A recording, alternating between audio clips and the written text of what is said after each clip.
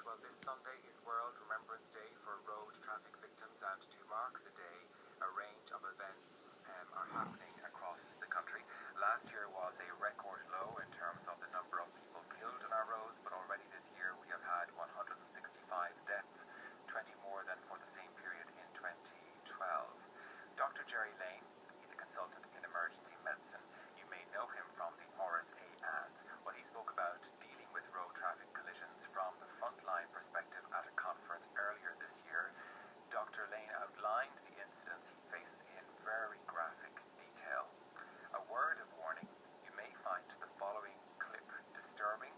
Please brace yourself, it is hard to listen to. Lying in bed last night, couldn't sleep, because all these faces came into my mind of guys I've met in the last 20 or 30 years who were injured or died.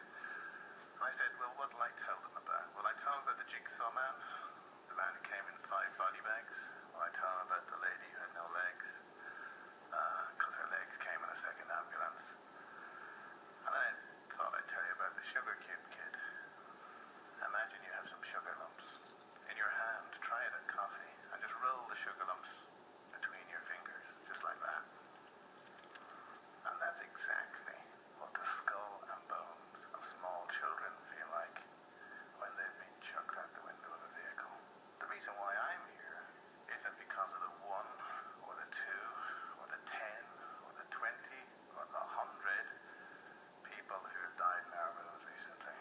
I'm talking to you about the 300 people who died last year or more. That's Dr. Lane talking there about what he has to deal with, and obviously very upsetting indeed. Of course, for each of the statistics and the numbers behind lies a devastated family, relatives and friends.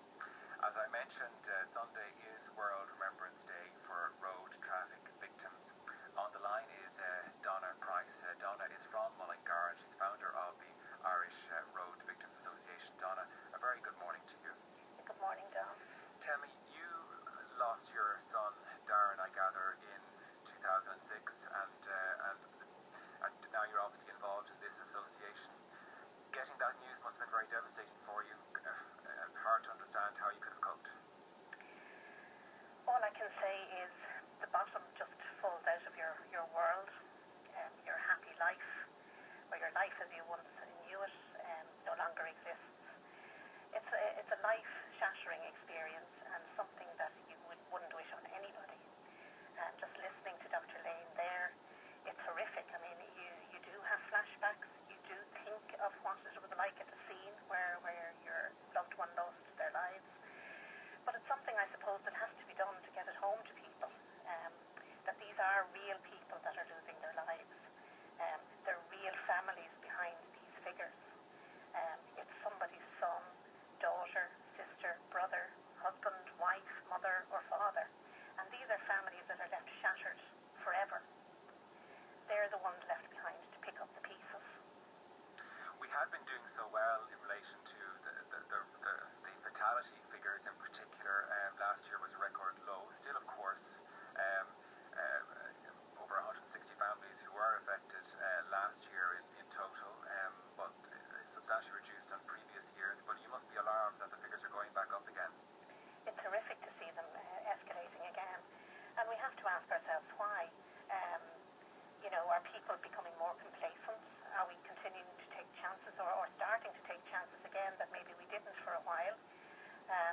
We feel that it is because, there aren't so many checkpoints, and, you have to expect to meet a checkpoint when you're out and about, and then maybe you won't take chances.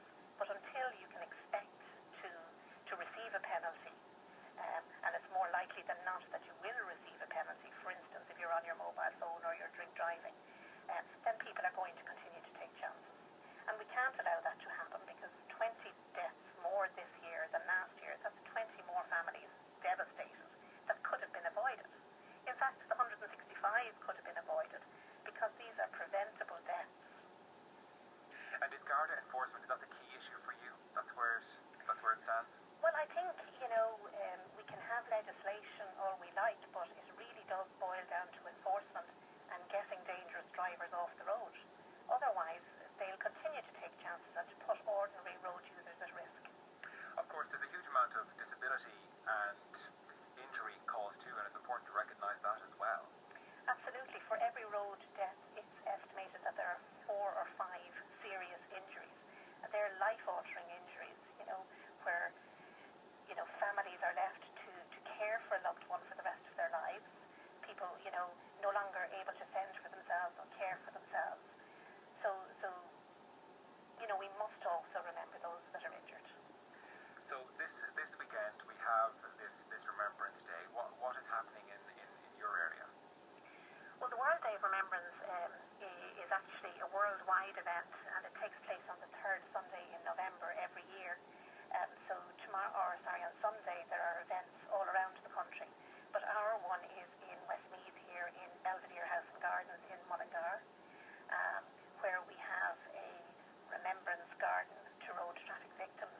We planted a tree there last year, and we have a bench, and we gather there for our ceremony, and it's a short ceremony, maybe an hour and a half duration, where we will have music from the local orchestra, song from Helen Hassett, John Smith and Noel O'Farrell, and poetry then from the different families who have written verses, in memory of their loved ones. Is that almost a second anniversary for you? It's the second one that the Irish Road Victims Association have held. Yes. Last year was our first. But I suppose, in terms of Darren's passing, and obviously, you commemorate that every year, and obviously this day happens as well. Absolutely, yeah. What I would say, Don, is, families don't need a day like this to remember their loved one. We remember our loved one every hour of every day, as you can imagine.